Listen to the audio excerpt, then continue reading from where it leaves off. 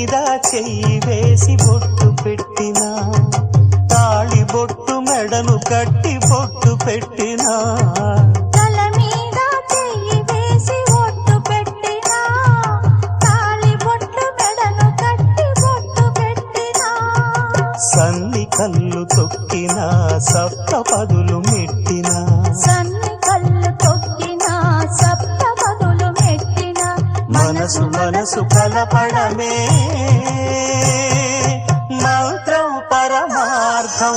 శ్రీరస్తు శుభమస్తు, శ్రీరస్తు శుభమస్తు.